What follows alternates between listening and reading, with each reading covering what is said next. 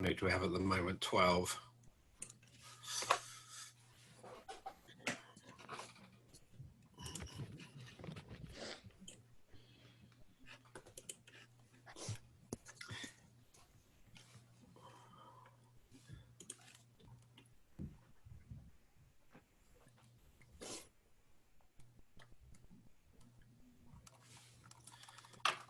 So I think we're expecting one more. Okay. I'm just trying to work out who is missing, but it may be we've got 4 of the girls and later on 5 of the boys who are moving to Loughborough. So who was in the car? It was Hannah earlier. Oh, Hannah's still in the car. So that explains some of the car journeys I can see in the videos. So I can't. I'm going to make a guess that Hannah, you're one of the Dorset mob. Is that right? That was a guess, and I don't have my spreadsheet open. So, what time did you set off this morning? Can you go on unmute for a second? I set it off at like 8:30, just gone that. So, Right. Okay. Yeah, I might have to leave early because my moving starts like 1 o'clock. So Yeah, that's no problem. We are recording this, so you'll better catch up afterwards. And whereabouts are you now? Then, do you know where you are on the motorway now? I haven't got a clue. Ask Dad or Mum. Know. You don't know. Okay. Whereabouts are we? Oh, I'm about 25 minutes away. So. All right. Okay. It's probably near Leicester, somewhere on the M1 near Leicester. Excellent.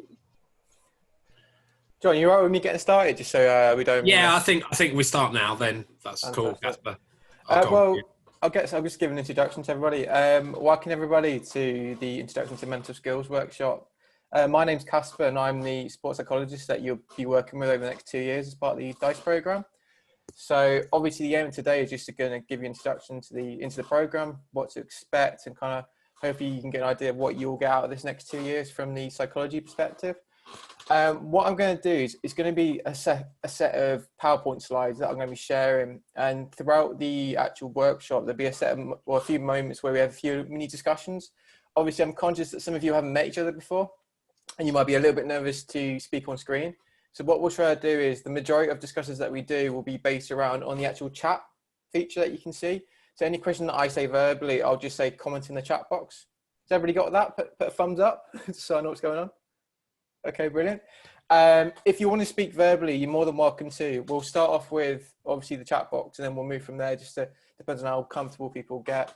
What I'd recommend is just now. There's not a lot of writing down within this workshop. A lot of it's just thought, reflection, just thinking about going forward. What do you want to get out of the psychology side of the program?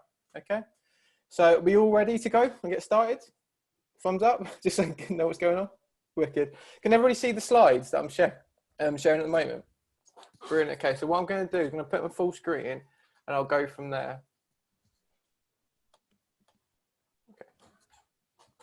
Wicked. All right. So obviously, before I jump into anything regarding sports psychology, mental skills, what I want you guys to think about is, obviously you've gone through quite a weird, turbulent last kind of 6 months, probably something that none of you expected to go through, especially when you're 16. A lot of things chopped and changed, and obviously today's workshop obviously isn't normally this way. It's normally face-to-face within a building. So what I want you to think about is, over the last 6 months, what has lockdown taught you about the importance of your mindset and keeping on top of things and keeping positive? So for this question, all I like you to do is within the chat box, write any of your answers within that. So what has lockdown taught you about the importance of keeping a positive mindset during lockdown?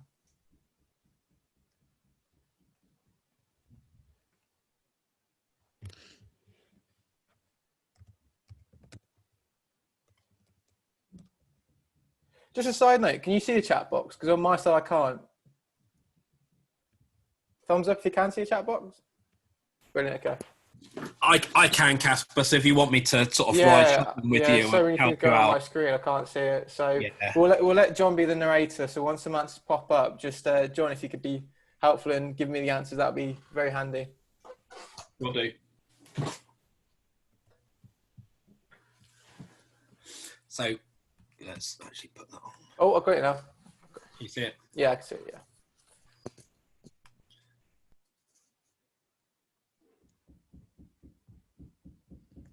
Keep moving forward. I like that.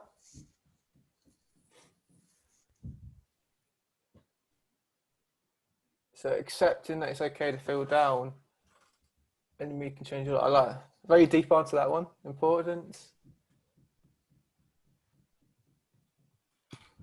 These are very philosophical answers. I'm impressed. Trying to find the positive in everything. Healthy lifestyle. Okay, holistic. I like that.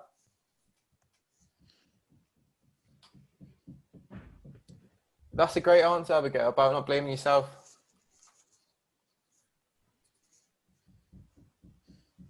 All right, I'll give you 30 more seconds.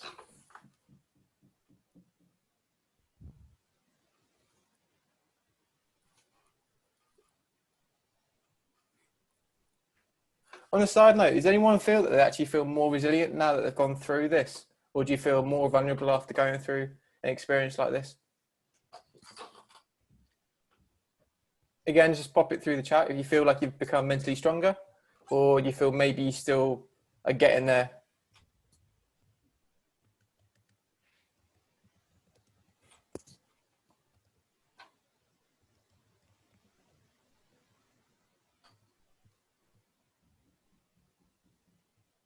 Brilliant. Okay, fantastic. Bit of both. I like that. Again, thanks guys for obviously taking part in that. So obviously the main thing that you probably had to work with over the last 6 months is keeping things in perspective. And I can imagine, like all of us, even myself included, when lockdown hit and we didn't know what was going on, we were, because of that uncertainty, you felt all over the place emotionally, didn't know what to expect. And I was one included, especially being a psychologist. I didn't know what to do with myself. I was told to work from home. I hate working from home. I like being out and about in the fields, keeping my hands dirty. So sitting behind a desk is not my type of job that I enjoy doing, but I had to adapt. So on there, you've got a few questions that I don't know whether you've ever used those questions during lockdown, but it's sort of things that helped me get through lockdown. And I've often found that perspective thinking is probably one of the key skills that you can use in any stressful situation. What I would do with this slide is I want you to think about, of those kind of 4 or 5 questions, write down in the chat box. Is there any, did you use any of those questions within your own situation to help you develop and feel positive? And then just comment and copy and paste the question you used within lockdown to help yourself keep positive.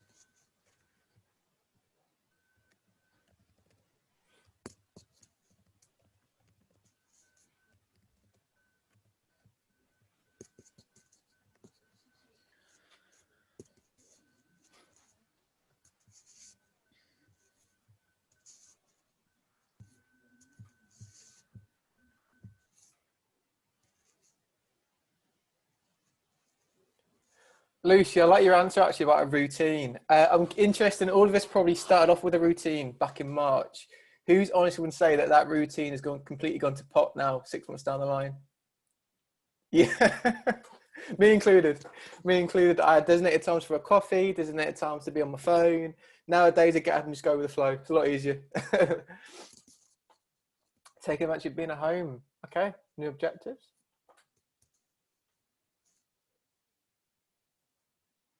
Brilliant, guys. Well, thank you very much for that. What are different ways you can look at a situation? Glass half full. Yeah, my personal favourite, the one I tend to use, was a thing called view things as a positive challenge. Because if I told myself it was a negative threat or something wrong, I could very easily catastrophize and get really upset and overwhelmed. So viewing it as a positive situation to learn, adapt, and refocus, it's really, really helpful. So again, thank you for that. So what we'll do now is we'll move on to, we're going to shift a little bit now. So we've started at the moment talking about psychology and well-being, whereas the program that you embark on within DiSE is focused more on sports psychology, so how psychology can help enhance your sporting performance. I know some of you might have had limited opportunities to practice handball or train or be in the gym, maybe in the last couple of months. So this is where the next part of the workshop you can think about, all right, how can I use mental skills to help me enhance my performance? So this is what sports psychology is, and it's my own quote, and I'm proud of this. And you'll probably find it, the more you work with me, I often use lots of quotes, so you might get sick of them. But what I would say sports psychology is, it's using the power of the mind to give power to the body. So we've got all these physical resources that we can use, but to be successful, you need to give your body instructions. And you've got 3 quotes there which kind of emphasize the importance of psychology and why the mindset is so important. And obviously, you've obviously talked about the last 10 minutes.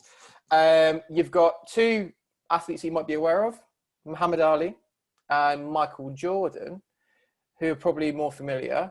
But you've got a gentleman in the middle who's put, just because they say it's impossible doesn't mean you can't do it, which is probably very, very relevant to the current situation, feeling like you can get through things.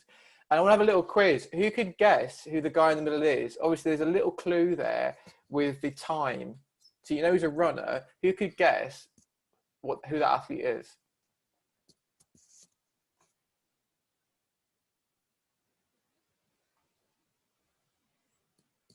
If you are verbally saying it, obviously unmute yourself. If you don't want to say it verbally, pop it in the chat box.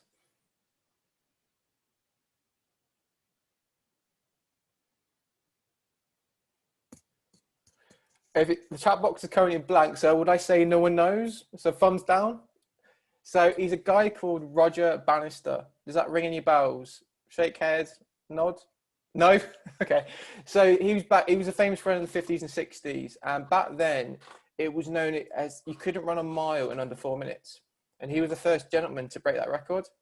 Nowadays, it's quite a common occurrence to run under 4 minutes. But back then, it was known as an impossible feat to run under 4 minutes. So again, he's a prime example. He was told that there's no point in aiming for it because you'll never get under 4 minutes. And he did that. Obviously, he looks exhausted after doing it, but at least he achieved it. So what I want you to think about now is think about from your own perspective. In terms of your sport and performance, there's kind of 4 main categories. You've got technical, tactical, your physical, and your psychological side of your performance. So what I want you to do next within the chat box is if you had 100% and you could allocate the percentage to each area of performance in terms of its importance, what would you give it? So would it be 25% for each area in terms of its importance? Would it be psychology is more important, technical is more important? So what I want you to do is in the chat box, you just allocate your percentages in accordance to those 4 performance areas.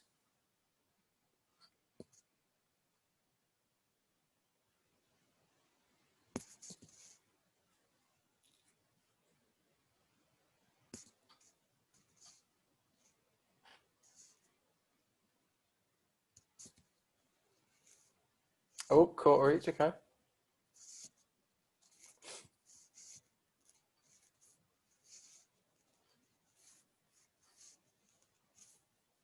Quarter split.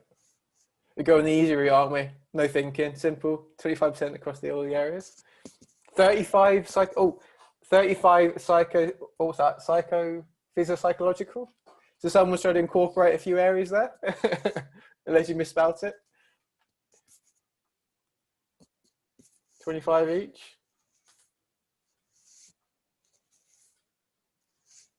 Any more? 30% physical, psychological.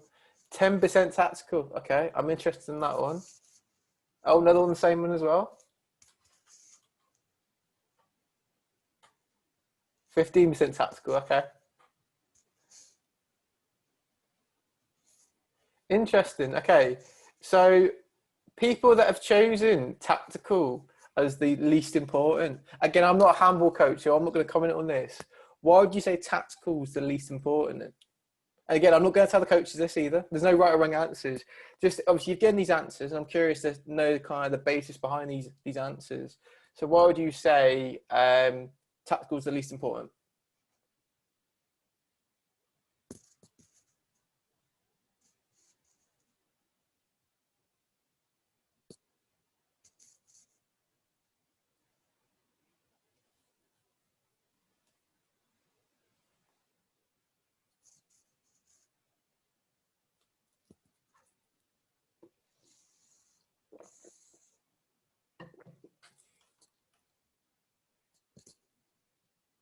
Right, I'm guessing either no one was to answer. Oh, here you go. Before tats come into play. Actually, I need to be more patient with your answer. Here we go. Okay, okay.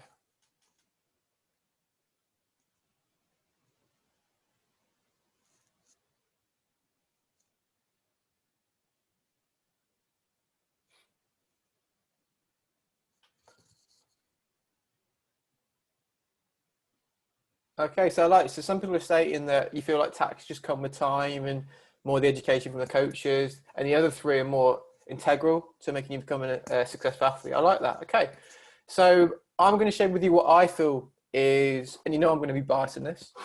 I would say that psychological, and this is biased, you probably come with me, psychological is 50%.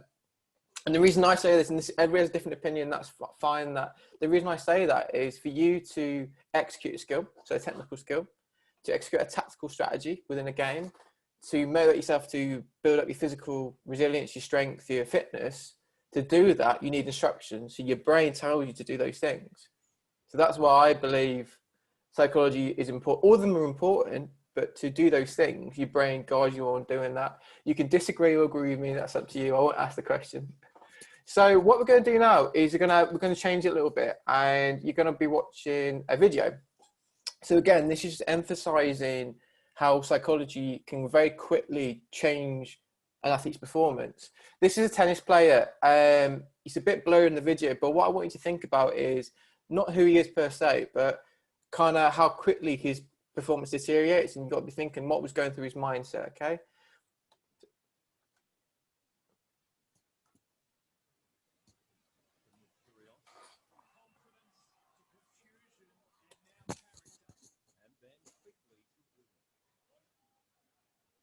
Can you guys hear this, by the way? No. Okay. So you guys can't hear the video of the sound? No. So what I want to explain here is this is a guy called Nick Kyrgios. Has anyone ever heard of him? He's an Australian tennis player. He's probably his mid-20s now. He was known as a bright prospect in his early 20s. And this is an example of here where he starts smashing his tennis racket. He swears at the umpire. He gives up, and he starts hitting the balls through his legs. So he pretty much stops caring. So this is an example of very quickly your mindset just gives up on your performance. You can see that.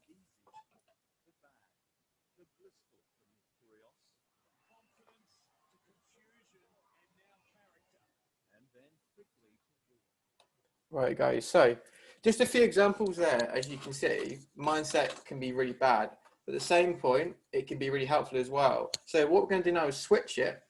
And instead of thinking on bad performance, I want you to personally think about your best performance you can ever remember. This can either be within handball, it can be with any sport you compete within. And I want you to think about that performance in detail for just 60 seconds. And once you've done that, I want you to think about these questions, okay? So when you're performing well, why were you performing well? Were you experiencing certain emotions? Were you focused on something? Did you feel confident? Was there any particular thoughts running through your head?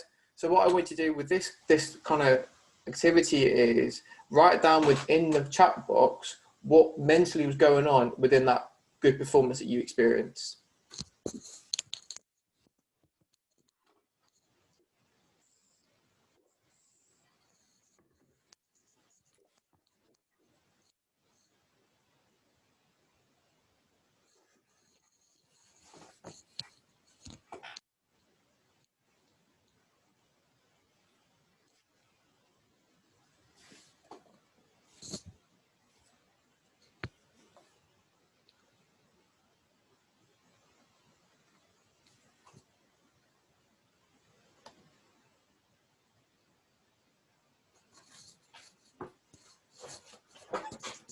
So I like that, Anna. So you were actually thinking, you were in the moment, just going with it. Prove yourself, okay. Confidence.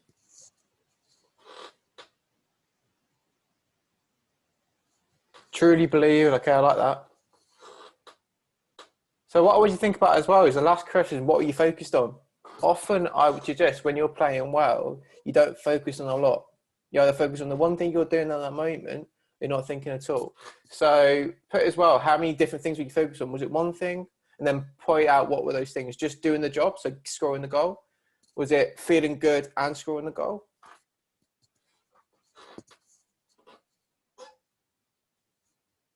Visualizing me being successful, okay.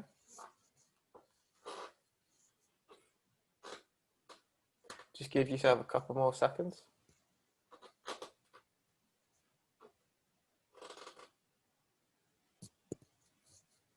I like that, focus on the best. Add loads of different emotions in the final.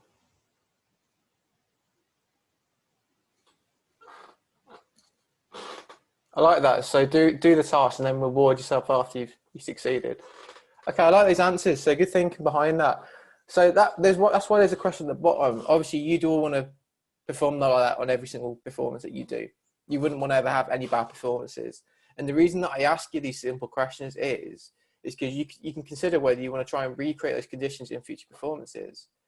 So if you realize that focus on just one thing in the moment, or just focus on how you feel works for you and that makes you perform better, you then can really replicate that. You don't want to go down to another performance saying, oh, I've got to think about so many different things, because you realize that will keep you distracted. So just to kind of finish off, what we're going to do now is move on to mental skills training. So this is what the program is all about, is giving you the framework to develop mental skills that are necessary for performance excellence. And you often go through a 3-stage process, okay? Today, we're in the bottom phase, which is education phase. So you learn about what mental skills is, why it's important, how it relates to handball, and what skills you personally need to actually get there. You then move on to a second stage, which is called the acquisition phase. So what this means is once I've given you the tools or the knowledge about what skills you need to personally improve on and how to do it, you then start to put it into practice. So you try it out during training. Does it work for you? Does it not? You reflect on things. So you start to tweak things. So that training mode. The final phase, which is called the practice phase, is known all about being automatic. So what it means is you've practiced over time. So when you go into a performance, you automatically think a certain way. You automatically apply these mental skills to performance. You don't have to think about it. Our job is, by the end of the 2 years, is to shift you into that practice phase. Whereas today it's just about learning about what mental skills you could personally use to enhance your performance, okay? So I was going to move back a little bit. And this is why we always ask this, and this is why we incorporate mental skills training, because it's often an area we'd all say that we need to improve on within performance. But when it comes to actually training, there's very little done. And there's several reasons why that is. But again, like when I asked you about the percentage of importance for each performance area, this is the same sort of thing again. So when it comes to your normal training routine, how much time is spent on each area? So what I want you to think about now is, if you had to think about how many hours you train per week, so whether it's 4 hours, 6 hours, give a percentage of training hours for each area and put that within the chat box. Or if you find it easier, give the number of minutes per area.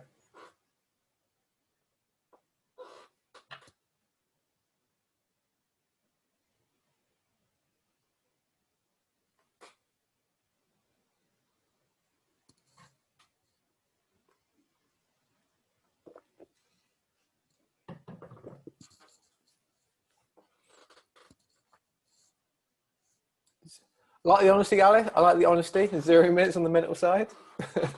Not this week anyway. You've done so far. You've done 26 minutes.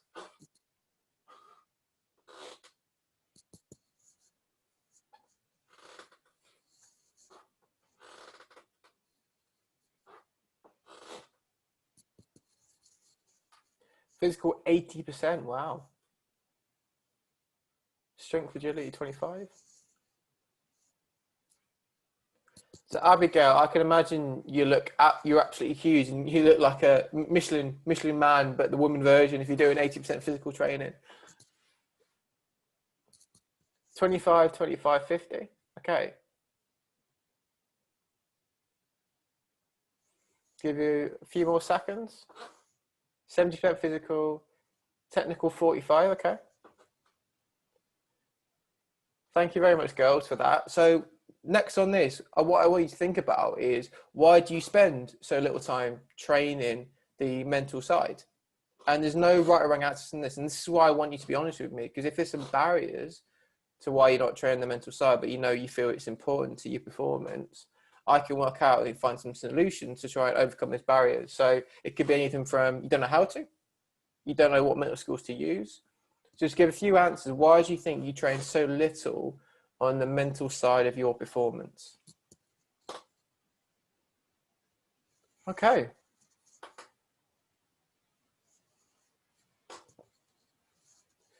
So I just feel as though you feel like just expect to do on your own. I completely agree with that. When I was an athlete, it was the exact same. I had no one. It's either I had no one to go to, or whether if I was dealing with something emotionally, I just had to get on with it.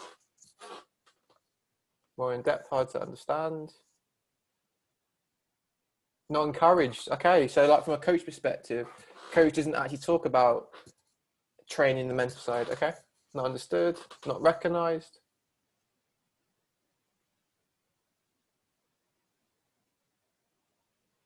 Okay.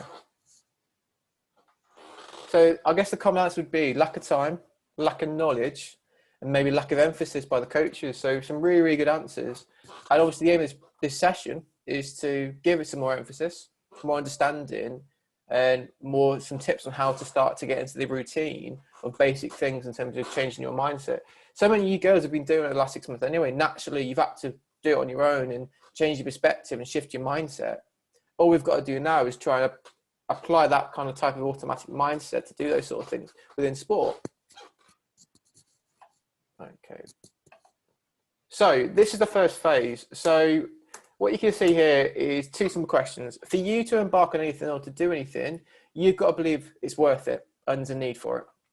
And so far, as you mentioned some of your answers, sometimes there's not an emphasis placed on it. So if there's not an emphasis placed on doing it, you're not going to embark or engage with an activity. So just to kind of clarify, a mental skills training program is a structured and systematic program where you consistently practice on certain skills to enhance your performance, meet the demands of your performance, and also to improve your overall well-being as well. And then the reason it's important is because, again, as we've talked about, mental skills help you perform better. And there's no doubt in that. And if you ever went onto Google and typed in research that backs this up, you'd probably find so much research which suggests all these skills can help you perform better, which is what every athlete wants to be. They want to excel and become the best athlete that they can become. So to give you a bit of background, these are a few psychological factors that make an athlete super elite. So this is from a project called the Gold Medalist Project.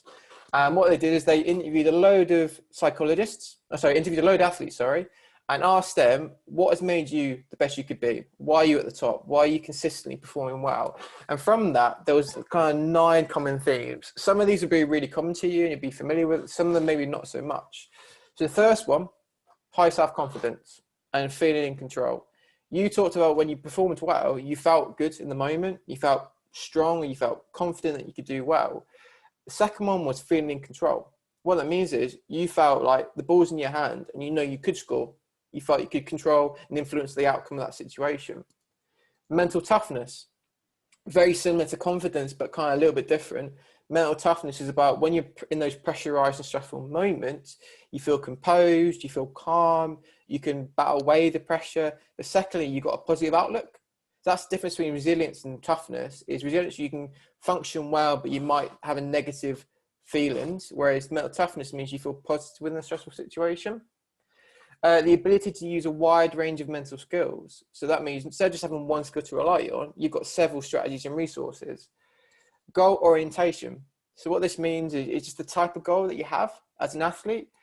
And there's 2 common things within athletes. They either want to be the best and look the best, which is known as ego, being an ego-oriented athlete, which is nothing wrong with. Athletes are driven by that. And some of the best, like Cristiano Ronaldo, Zlatan Ibrahimovic, who are footballers, they like to be the best. Nothing wrong with that. But when you're a younger athlete, you tend to focus more on a thing known as task-focused, which is more, you focus more on personal growth, your own level of development. You got motivation. So athletes are talked about, you can either be externally motivated. So you're driven by rewards, such as medals, financial rewards, gaining recognition from your coaches, or internally rewarded, which means you do it because you feel good when doing the sport. Research suggests you need a bit of both, not just one or the other. The ability to cope with adversity. So that's bouncing back after a bad experience, managing your emotions, and then you've got challenge mindset. So challenge mindset is something you girls have invested in over the last 6 months. At the start, you felt overwhelmed, stressed out, and you probably viewed it as a negative thing. Challenge mindset is when you face with a difficult situation, you see it as a positive challenge to learn, develop, and even succeed. And then the final one is high game intelligence. So instead of me explaining this, what I'm curious is I want you to write down in the chat, what do you think game intelligence means in terms of handball?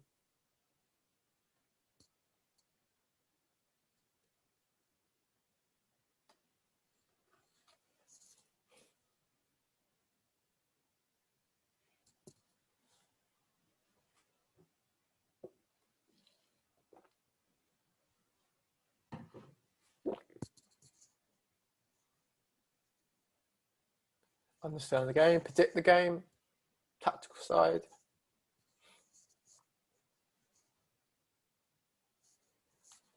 Adaptation situations like that. Yeah, all common themes. So mainly about how you read the game, decision making, reading situations, thinking about different scenarios you may face. If you're able to do that well, you make effective and successful decisions. If you can't do it well, you make mistakes. So again, that's why it's such an integral part of sport. Whether you're an individual-based sport or team-based sport, you need to be aware of scenarios and be able to read the game well. Obviously, that comes through education, learning, and coaches. But the more you do it, and you can get that down and can be successful at game intelligence, that will take you a long way in terms of success within your sport. Okay. So moving on a little bit. So we've shifted a little bit now. I've kind of talked about 9 common psychological factors which are associated with the super elite athletes. These are common mental skills that we talk about within the DiSE program. Again, they have common links to what we just talked about. But on here there is, I think there was 14. The mental skills workbook that you will have will focus on 5 or 6. But these are common mental skills that when you see me in person or we have one-to-one chats, these are sort of things that we're going to be talking about. So looking at those 4, okay, I think it's 14. Look at those 4 mental skills. I want you to think about what are your weakest psychological areas, and just pop them in the chat box. What would you think are the areas that you need to work upon the most? Is it controlling your emotions, be able to focus for long periods? Common one at the moment, being motivated to get back in handball after so long of being out. Just choose 2 or 3 areas you feel you might want to improve on.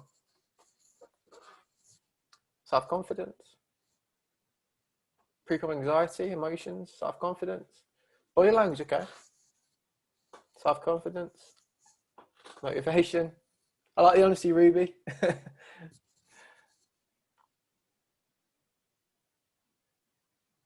Any more? Control emotions, okay. Self-confidence, mental toughness. So I'm going to ask you a question. Would you, the girls that have chosen self-confidence as an area you might want to improve on, would you say it's because you've been out of the game for a long period? So you feel a bit rusty, you're not sure how you're going to be getting back into the flow of things?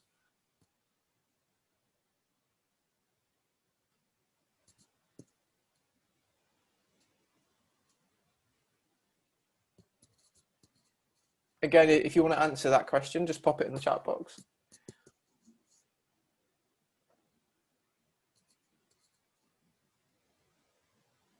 Okay. In general, okay. In general, just so it's in.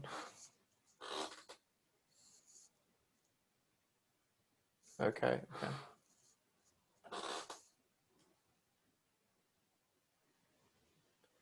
The girls that are put in general, would you say that's something you tend to do in an aspect of your life? So whether you're doing an exam, a task, you generally the first thing that comes to mind is you're worried about you might do it wrong or you might fail. Yeah. I'll just keep getting put down a lot during games. Okay. Don't want to. Okay. All right. So these are really good questions that we want to think about. So when I often do a workshop on emotional regulation, these are sort of things you want to think about. What is causing you to feel low? If you can understand the cause of the trigger of something, whatever the weakness is, you can start to work out, right, how can I prevent that trigger happening or how can I change things? So again, thank you. And I appreciate the honesty with sharing that. And the good thing about knowing that is when you embark on doing the actual program, if you've got that in the front of your mind, you're already a step ahead of the game. is less work to do. Okay. So the boring bit, and I think you girls have a workshop on goal setting at the end of the DiSE program, and you've probably done a lot of goal setting within lockdown, within school. Unfortunately, to do a program, the base of it is having objectives to follow, keeping on top of them, reviewing things and seeing how things are going. I tend to try and shift away from saying the word smarter, because I know it's probably something, I don't know, your heads are nodding if you know that's principle smarter from school. So I try to shift away from that because it can be a little bit boring. So all I like to say is, what do you want to focus on? What do you want to improve on? And how are you going to do it? That's the simplest way I like to think about things. What you're going to do, why you're doing it, and how you're going to do it. By doing that, it shifts away from the boring principle of smarter. You're still embarking on these principles because you're not attached from the smarter bit. You're a bit more motivated. And there's a little kind of like timeline that I like to do. And I use emotions within this because emotions are important for driving motivation. So we often think about, what do you want to improve about? So I just ask you what are your areas that you might want to improve. I then say, create a picture of if those things were better. So if you were more confident, how would your performance look? Would it be that you're more resilient, you make less mistakes? And then if you were confident, how would it feel being confident and being successful? So having that feeling drives you a little bit more to create that vision. Finally, the fourth bit is the key bit. What do you need to do? So what we class here, these are known as process goals. It's good to focus on the ambition and the long-term goal, but to get you there, you need to think about, what do I need to do? Do I need to speak to a certain person? Do I need to learn more about something? Do I need to put more training hours in? Those are the things that will get you to the end goal. And this is the questions that I'm going to ask you throughout the actual program. So when you set goals in place, what do you actually need? What are the resources? If you can get that down to a T, you're more likely to be successful. So a bit more fun now. So as a psychologist, I like to help people develop habits. Habits are the things that are subconscious, and a lot of the things you do on a day-to-day basis are driven by your habits. Something you've developed over time. You've repeated certain behaviors and sequences of movements, and then you do things automatically. So a classic one is, you get up and you have your breakfast so you can feel better and you can feel energized for the day. You do your teeth. You do things at certain times in the day. You check your phone. So these are all behavioral habits. And what we like to do within sport is create sport behavioral habits so you can perform better. And there's a system that we like to follow in terms of breaking old habits and creating new ones. Has anyone ever seen this before? Like a habit routine? No? Some of you might have, some of you might not. Some of you might have seen it as cue routine rewards. More recently, they've added like another section in there. So it's really simple. So if you want to create a new behavior that's going to be beneficial for you, this is the 4-step ways of doing it. The first one is a cue. So what that means is something that triggers your brain to think, well, I need to do this because I want to feel this way. Often they're environmental cues. So a simple one, does anyone drink coffee here? Hands up if you could drink coffee. Or either way. So what I mean by the reason I'm bringing this in is because coffee is a classic one. Is you get up in the morning, you feel tired. So feeling tired is a cue, and then it reminds you. It gives you a craving. The craving is, I want to feel energized and wake up instead of feeling sluggish. Then the next bit is the routine. The routine is having the coffee, which then gives you the desired feeling, which is to feel energized. So that's the reward. And each time you experience that reward, you're more likely to do it the following day. So then you realize that the reward is associated with the first cue, which is feeling tired. Wake up feeling tired, coffee's going to give me that positive feeling of energized. So you're more inclined to do it. Such a simple thing. And it's the same as brushing your teeth as well. You don't brush your teeth because you want to brush your teeth. Your craving is you want to have a clean mouth and you want to feel fresh in the mouth. So that's the cue. And then the reward is feeling fresh in the mouth. It's the same sort of thing. So from a sport perspective, it's when a sport context would be, you lose a goal or you make a poor pass. So that's known as a cue. And you start to feel down, your head drops. So then the cue would be that you want to feel better again, you want to refocus. So you've shifted onto a thing known as a craving. Can everyone see that? Yeah? So then you need to think about, right, because I've got a desired feeling of, I want to feel focused again, I want to focus on what I need to do to succeed. What's going to get me there? So from a mental perspective, it's a routine, so a sequence of behaviors or one behavior on its own. So in the routine bit, I've put in 2 behaviors I've known as a verbal cue which is like what you say to yourself, and a physical behavior, which is breathing. And these are the two most common things that we use as athletes to try and reset, refocus, and have a positive mindset. So if you've done this over and over again, and you refine these two skills, so it works for you, then, you know, for example, having 3 deep breaths works for you, that's then going to help you feel calmer, and you're going to have a more positive mindset. So then you get that reward. So then the reward is attached to the cue. So you're teaching yourself, every time I make a signal, I notice my head drop. The head dropping tells the brain, right, we need to shift into gear and do the routine behavior because you want to get a new reward, which is feeling positive again. Does that all make sense?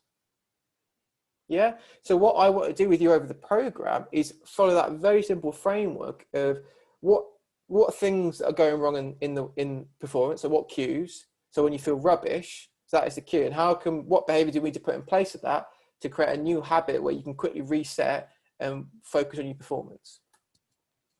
So that's the acquisition phase. So we've talked about a little bit, that's the habit side. We've talked about what mental skills training is, what do we need to do, what do we need to incorporate, so what skills and why they're important, and then the framework of what we can use to actually implement it within training.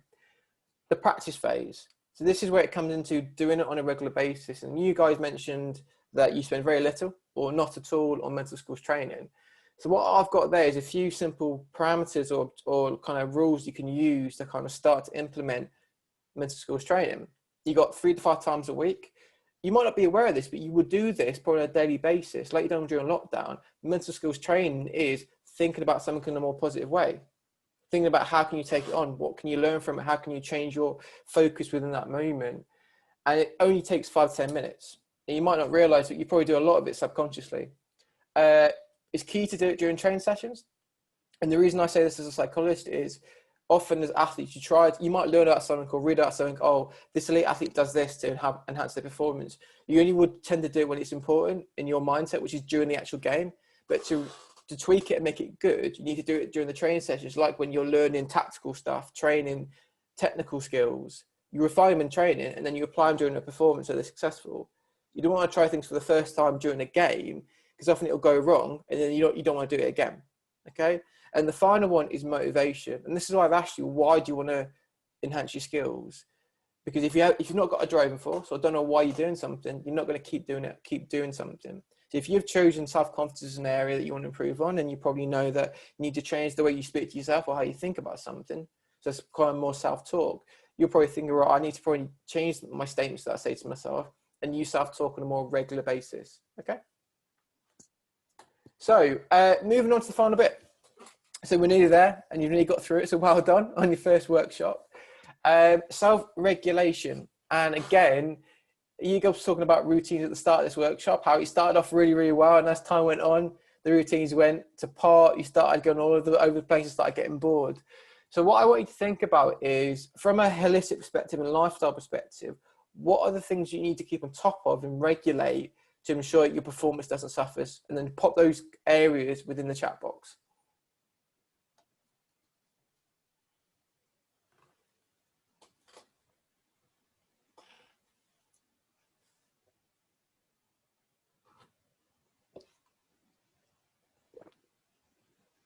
Exercise, diet, sleep, all schoolwork, okay?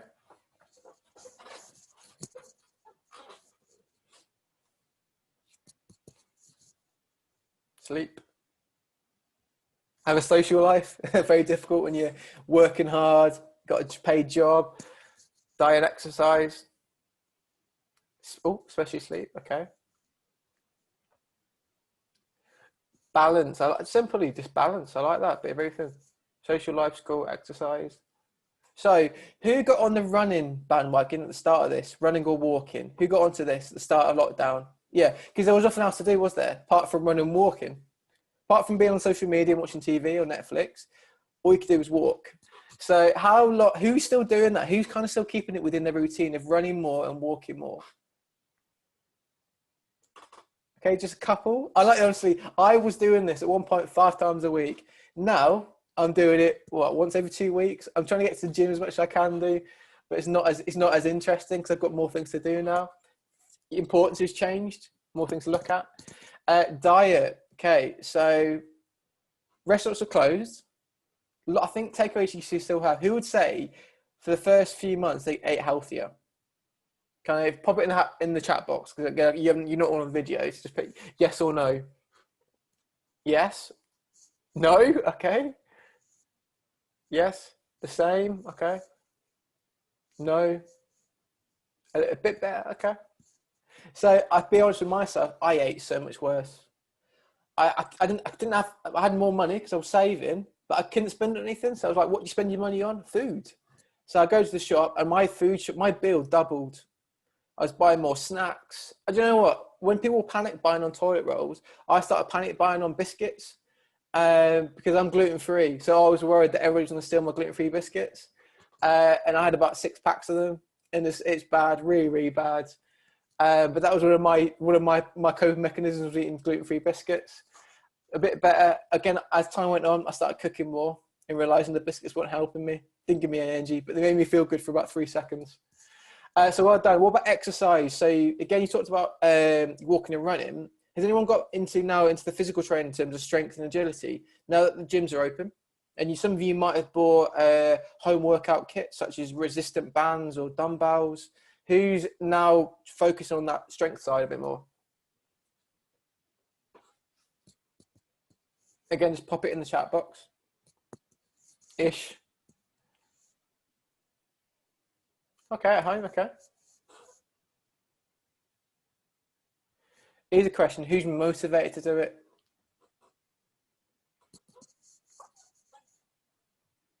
Yeah, okay, I like that.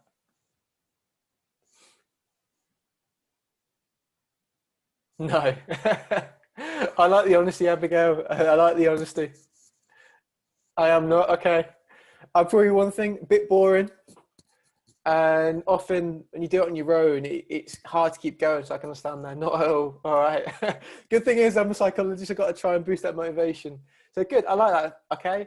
So not at all. It's all coming out now. So I think it was one yes for motivation. So well done on that one person. But again, thank you for the honesty and sharing that. When it comes to regulation, support networks is so helpful. So if your mate's doing something, so if they're training, you're more inclined to do it. If you do it with someone, you're more inclined to do it. If you're getting support from a coach or a specialist, again, you're more inclined to keep doing it up. There's a little model, a framework again. So I love my frameworks. So there's something we'll explore in more detail later along the lines of the program. We'll look at how can we improve your regulation of your behaviors. And it's 5 steps. First bit is identify what the problem is. So you've mentioned motivation, problem. Then the second phase is plan of how you can change it and then commit to that change. So if it is that having no one to do it with is the issue in terms of motivation, you try to identify who you can do it with. Execution, try things out, reflect on it, check do things need to be adapted. Number 4, most difficult one, environmental management. So how can you manage the things around you to stop distracting you? So what I want you to do for this one is I want you to put in the chat box what are all the current distractions within your environment that you have that get in the way of doing these tasks and objectives.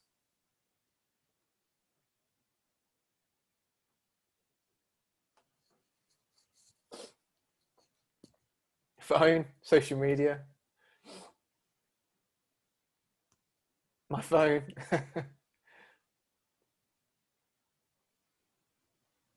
TV, okay. Phone and people moving in.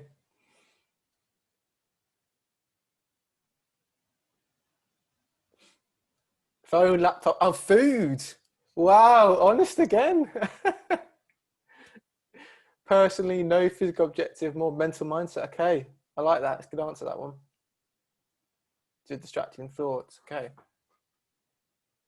So from this, we've realised we've got to get rid of a phone, TV, have no food, and be around no one. So life should be easy if we do all of that. Okay, good. So thank you for these answers. The final step would be is once we've done that, so we've changed things and we've learned out how to solve a problem. The 4th bit around environmental management. The 5th one is transferring that successful skill into other aspects of our life. So what we call life skills. The more areas that you apply something in, the easier it becomes, the more subconscious it becomes, the easier it is.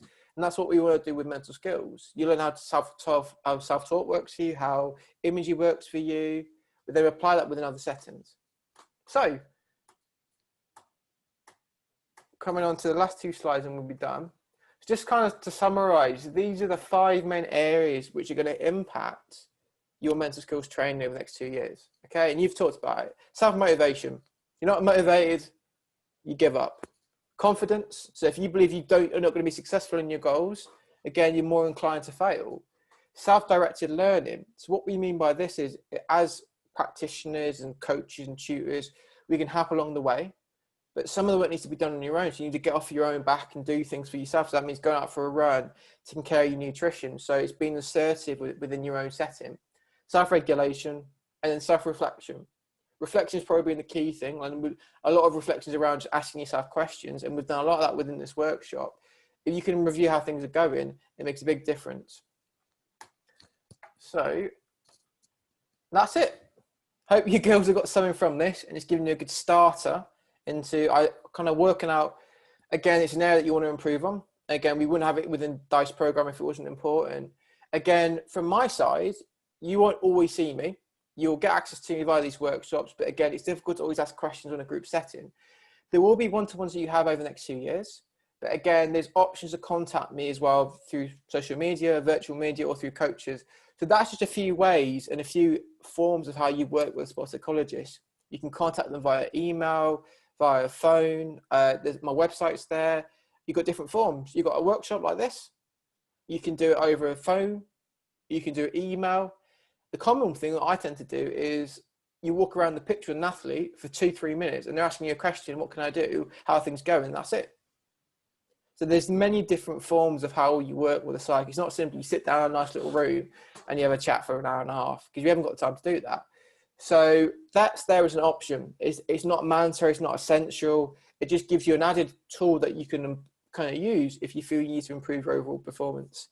So what I want to say is, thank you very much for engaging in the workshop. I really appreciate all you girls answering the questions, keeping on board, throwing the answers within the chat. Hopefully as time goes on, we'll feel more comfortable to speak verbally instead of sign language. But we'll get there, so I appreciate that. And thank you, and good luck with the rest of your day. Okay? Thank you.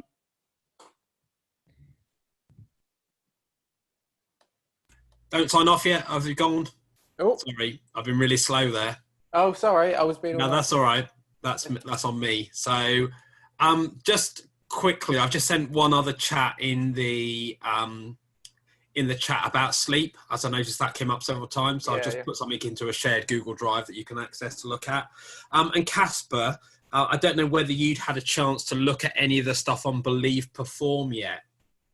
Not recently. No, so I've just shared, and you and I can catch up later, but I've just shared this morning with everybody the fact that they're going to have access to the resources on there. And I know you've penned a few articles a little while ago about that as well. So perhaps we can sort of collectively work with the girls to direct them towards some specific things to have a look at.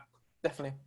Okay, but thank you, and again, I think, you know, to thank Casper for this, and I think personally, with a bias towards sports psych and mental skills, I think this is the best first workshop to do. I think if you get this area right, it underpins absolutely everything. So I would argue that, you know, I would say 95% of what you do is psychological. Yeah. And to quote the phrase, the other half is physical. But if you're not thinking, and obviously there are times when you just want to go on autopilot and do, but if you're not thinking and taking sort of intentional thought into everything that you're doing in order to be excellent, as we were talking about this morning, then you're kind of missing the point a bit here. But again, I think, you know, thanks to everyone for their interaction, and we'll catch up with you in an hour or so with Matt. Yeah. Again, don't tell the other areas like the nutritionists that you've said that you've got a bias towards psychology. They won't like you for that. Oh, I do all the time. Oh, good. That's right, because you have to think about what you eat. Yeah, and, true. And how it makes you feel. And, you know, for me, as you were talking about coffee, although I'm a tea drinker, and smelly breath, I instantly went and grabbed a couple of polos because I had that craving to get rid of that taste of tea in my mouth. So there we go. You know, it's all good stuff. So thanks, Casper. No. And I think if the girls log off now, and we'll see you all at 2:00, and then Casper, if you just want to stay on a sec. Yeah, of course, yeah. See you later, girls. See you, Lucy. Hope the rest. Thank you. See you, Alice.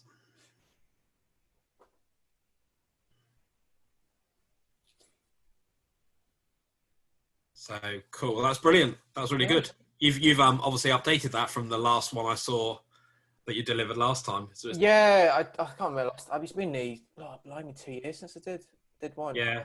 I updated this one. I changed it I did the same workshop with the rugby girls back in January, and I just changed it a little bit. Just updated the research really, and just made it a bit more fun. I get sick of just saying what is this, what is that, and it's just a bit more fun to shift it a little bit.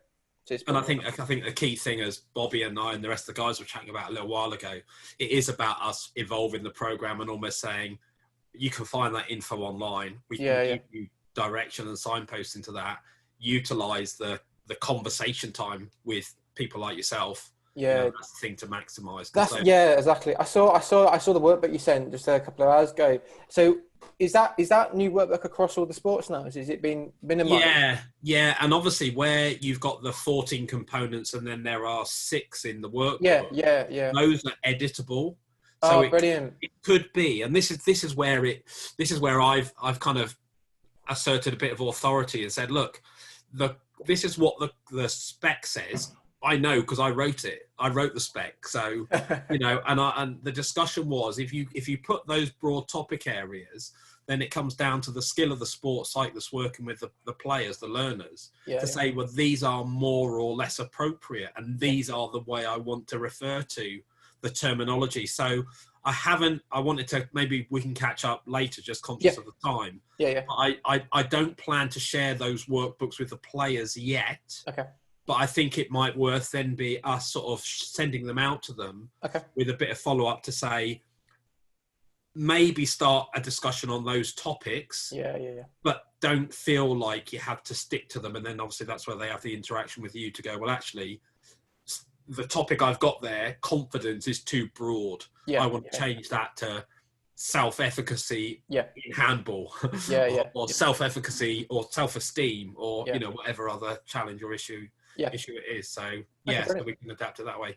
So what are you doing organizationally in terms of going on to the next group now? Are you logging out and logging back in? Well, all I got to do is I end the meeting and then I start because I'm logged into the actual Zoom myself, heading it up. So then I just start the meeting for the boys. I'll start in a second, then the boys will log in. So then you just got to re-log into another meeting. Okay, cool. I was going to say, are you going to come to the boys one as well, or are you going to go to another one? I'll probably come into the boys, but I may, as I was actually doing there, I may multitask, which is why I went off camera. Eat your polos, brush your teeth, make yourself. Yeah, I'm going to go and brush my teeth for definitely. I'm going to actually get into drinking some of my water. I managed to hang up some washing on a clothes source as I was doing it. Self-regulation, multitasking. I managed to avoid looking at my phones, but I was also dealing with a few other queries for other learners as well. So that's obviously what I do in the background, isn't it, on these sort of days? So so I'll come back in and I'll just be in the background again. Brilliant. So I'll end this one and I'll join you on the second meeting. Okay, right. See you in a second.